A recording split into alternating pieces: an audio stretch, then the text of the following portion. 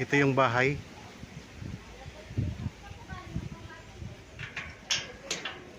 Dito sa harap ng bahay mga kaprops. Yan, may space tayo dito. Tapos ito naman po yung parking area. Ayan. Ayan yung kotse na kasama sa bentahan. May bakod na po ito. Magandang araw po mga kaprops. Dito tayo ngayon sa bayan ng Nagkaralan, Laguna. Meron akong property na i-offer sa inyo. Ito na po mga kaprops. Ito na po ang right of way ng property. 3 meters po ang lapad nito. Tapos palibot na po yun ng bakod. Ipakita ko po muna yung highway mga kaprops. Ayan. So mula dito sa right of way, ito na po yung highway. Itong direksyon na ito mga kaprops, pag tayo po ay pakanan, yan po ay papunta sa bayan ng Nagkaralan, Laguna, yung nakakasakop ng bayan ng property na to. Pwede rin tayong dumaan dito papunta sa Liliw, tapos papuntang Mayhay. Yan mga kaprops, malawak po ito na highway. So Kalawan to Nagkaralan Road dito. Maraming nadaan dito mga kaprops. Dito sa kaliwa ay papuntang San Pablo, Kalawan, papuntang Manila mga kaprops. Okay, habang kayo po ay nagpapahinga at nagre-relax dyan sa inyong bahay, samahan nyo po ako sa pag-iikot dito sa property. Ako nga po pala si Bads, ang inyong kasama sa mga virtual viewing sa mga property na in-offer namin. Meron na tayong linya ng kuryente at saka meron na rin po itong access ng tubig mga kaprops. Tara, pasok po tayo. So sarili na po itong right of way mga kaprops ng property. Ang sukat nito ay 1,433 square meters. At ang kagandahan nito mga kaprops, kasama po yung kotse sa bintahan nito. Yan. Mula dito, simentado na yung dadaanan natin. Pinasemento na yan ang may-ari nitong property. Tapos sa likod ng property mga kaprops, meron tayong mountain view. Ayan o.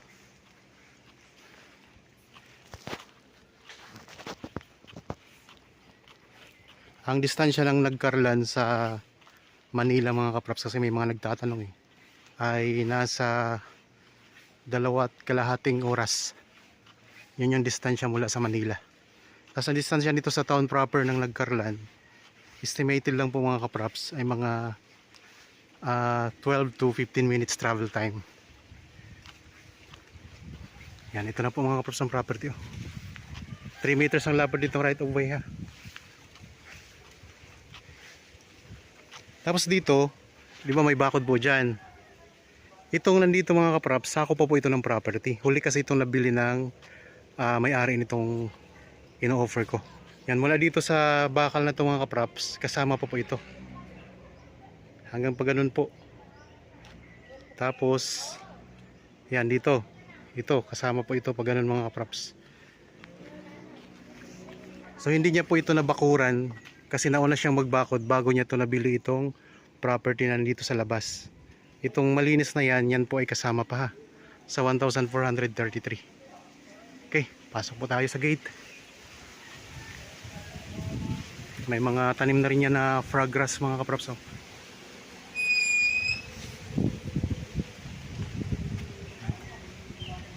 Ito yung bahay.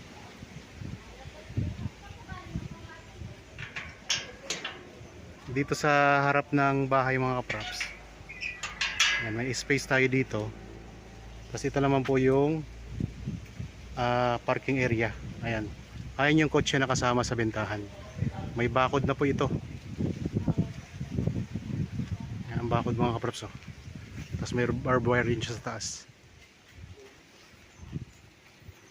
Yan, ang gate niya ay nasa 6 meters ang lapad niyan. 5 or 6 meters. Ayan ang bakod, bakal po ang bakod nito. Tapos may mga tanim tayo dito ng mga puno ng saging.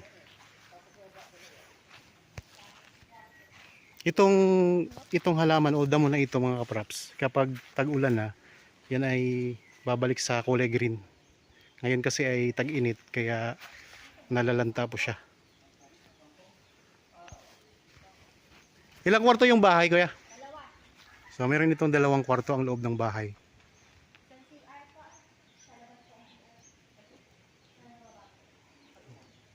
Meron itong CR sa loob, isang CR. Kaya bago tayo pumunta doon sa loob.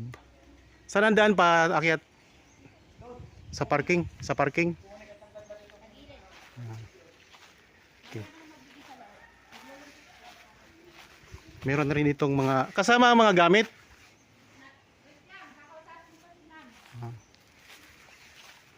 Yan, may tangke ng tubig.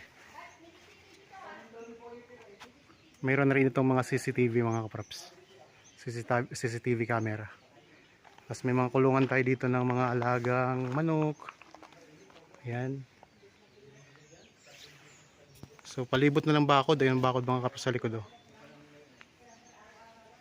May mga tanim din ng mga lansones. Ayan, may mga graba na rin silang nilagay dito. 1,433 square meters ang buong sukat nito mga kaprops. Dito sa gilid, dito naman yung bakod niya. Sementadong pader na po yan.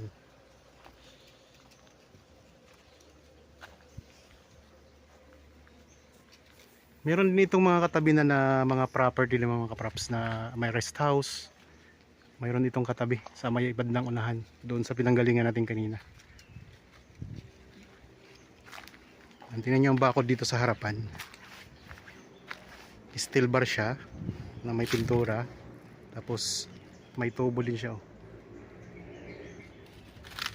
Ayan mga kaprops, yung tinuro ko kanina na kasama pa sa property.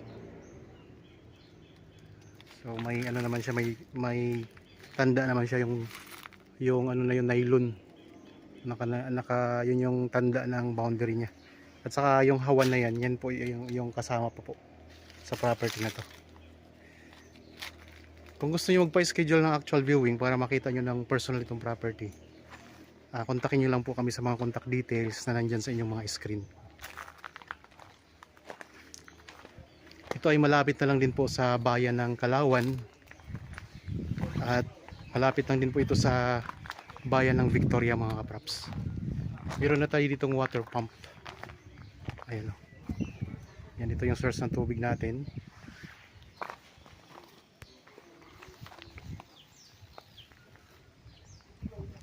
Ito yung harapan ng bahay. Akit tayo dun sa taas. Ang design ng bahay, mayroon siyang balkonahe dito sa harapan. Ito.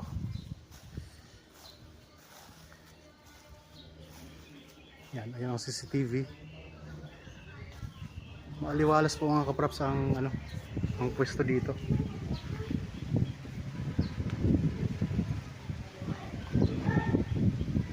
Tapos ito yung kotse na kasama. Yan, kasama po ito sa bentahan mga kaprops. Accent.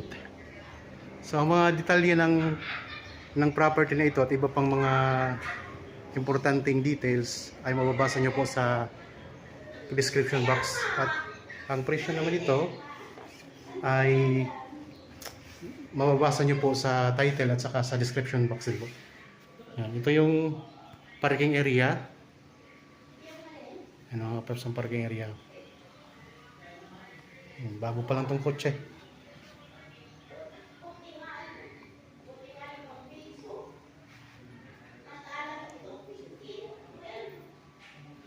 Ang reason po ng pagbenta nito ay magmamigrate po ang seller nito papuntang Belgium mga kaprops. Kaya binibenta niya pati yung kotse kasama na sa bentahan. Okay, akit po tayo. Dito tayo sa rooftop.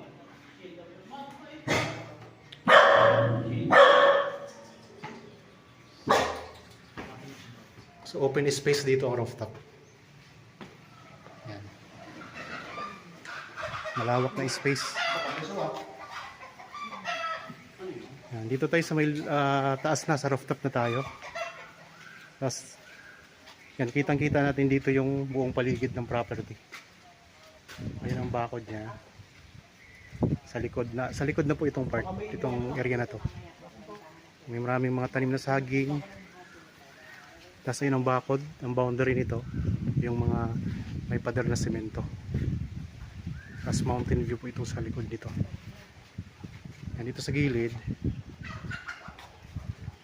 Ayan naman po. Yun yung corner ng property mga kaprops.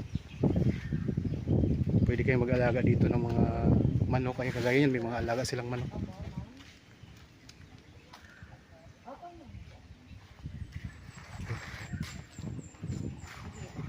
Maganda dito sa taas, no? Aliwalas. Parang ko na yung resort na yun. Oo. Ang ganda pa kami event na yun. Pwede ditong event. Kompleto.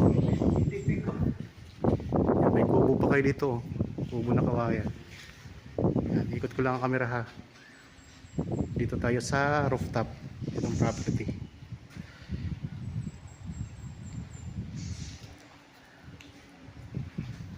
Kung gusto nyo ipa-tiles, ayan, pwede itong ipa-tiles mga kaprops.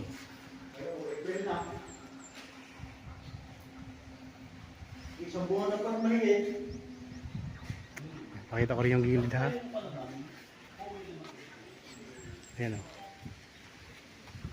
Galing tayo doon kanina mga kaprops.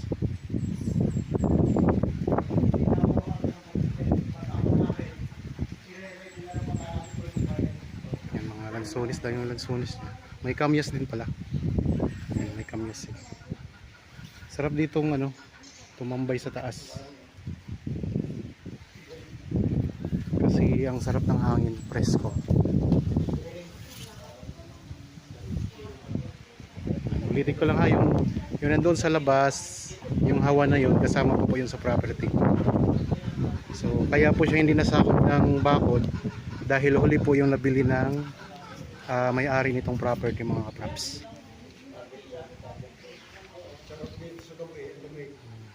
Sarap matulog dito. Dito naman tayo sa gilid. Yan, may mga halaman din tayo dito.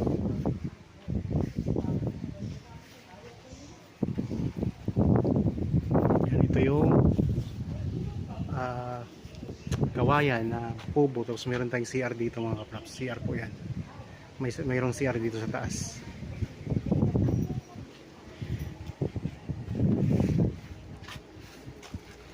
Ito naman yung katabi nating property.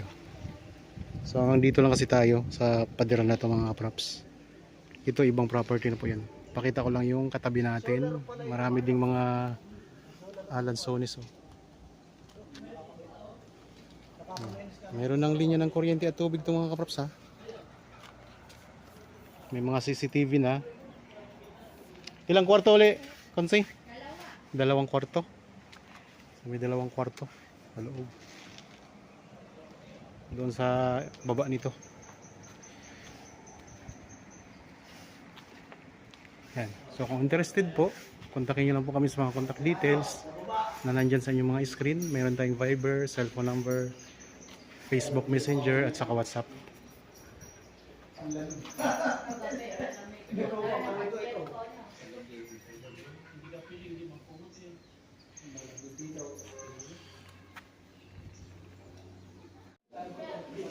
Okay, bababa na tayo mga kaprops. Ipakita ko nyo yung rooftop nitong property. So mayroon din pala tayo ditong lababo, kusina, yan. May dirty kitchen tayo dito. Ayun yung daanan natin pababa. Ito yung likuran, may mga tanim din na frog grass mga kaprops. Ayan.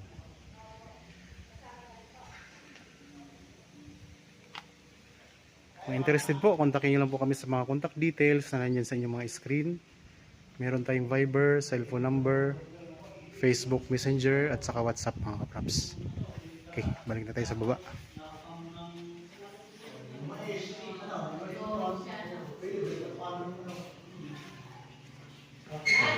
Nakatiles na rin po itong hagdan.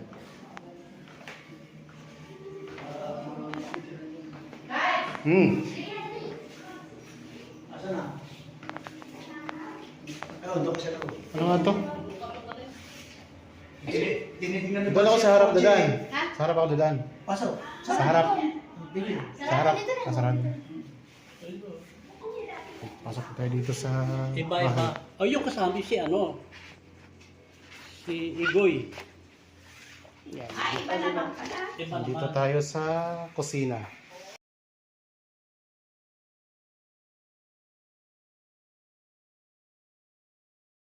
Hello po, ma'am. Hello.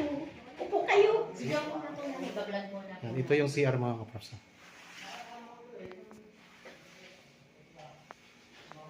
Yan, malawak din po ang CR. Meron ding mga lababo dito. Kasama na po yung gamit ko sa akin. Ito lang.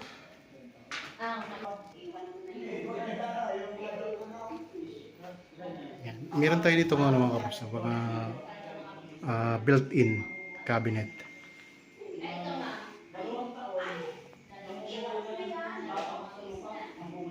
Yan, ito nga may maliit tayo na dining area dito. Alam mo, para hindi pa May pintura na rin po ito. Lalagay ko namin sa iyo. Tsaka masisira ka sa tao. Yung dating ng ano.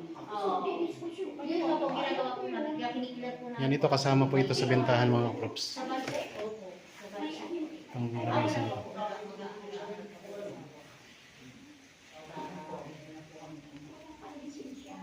Pero halos lahat ng mga kasama ng vendor. Okay, tingnan natin yung kwarto mga kaprops.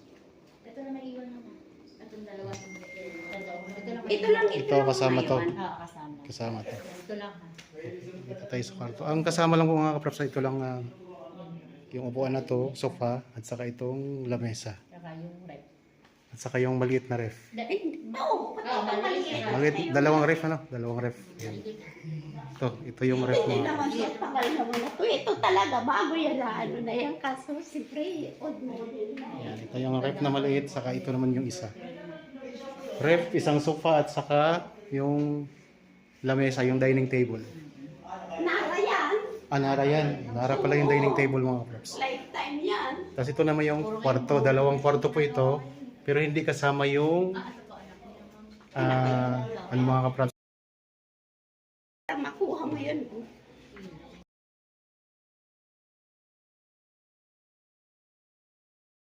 Yan po ang ano, yan po ang CR. May CR din po sa loob ng kwarto. Kasama to. Yan yung kwarto mga kaprops ha. Iwan lang yung mga una. Nakatiles na rin po. Tapos ito naman yung pangalawa. Yan. Dikit-dikit kasi yung mga ako. Ilan po ako yung Tapos dito sa ano, bintana, yan, tanaw natin yung likod na part ng property. Ang daming mga saging.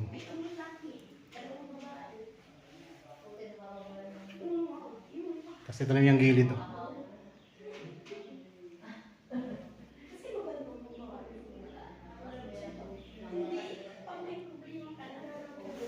Yan. So, naikot na natin yung dalawang kwarto. Tayo pa ilalabas na uli. So, kung interested po, kontakin nyo lang po kayo mga kaprops sa inyong mga sa contact details na nandyan sa inyong mga screen. Okay? Ito naman yung ano, taas. Yung pinakabubong. Galing tayo dyan kanina sa taas.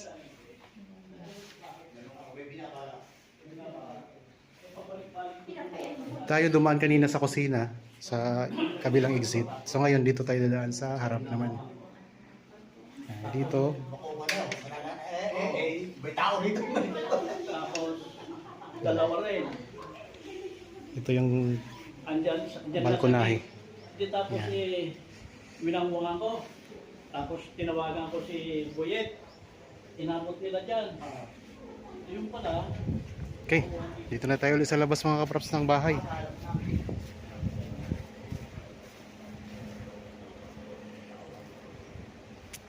Kung interested po kayo, ayan lang po ang presyo. Napakamura lang po nito mga kaprops. Titirhan nyo na lamang 1,433 square meters. Palibot na ng bakod.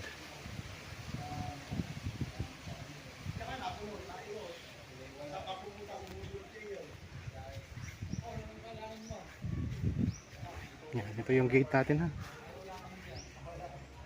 Diretso na po yan sa highway. Highway na po yan mga kaprops eh. Yung pinanggalingan natin kanina sa simula nitong video. Ayan o. Okay mga kaprops, sana nagustuhan nyo itong property na in-offer ko sa inyo ngayon. Para po sa mga bago pa lang sa aking channel at napadaan lang po dito sa aking channel, huwag nyo pong kalimutang mag-subscribe at pindutin na rin po ang notification bell para maging updated kayo sa mga bagong property na i-offer namin. Maraming salamat po, lagi tayong mag-iingat at God bless po sa ating lahat mga kaprops.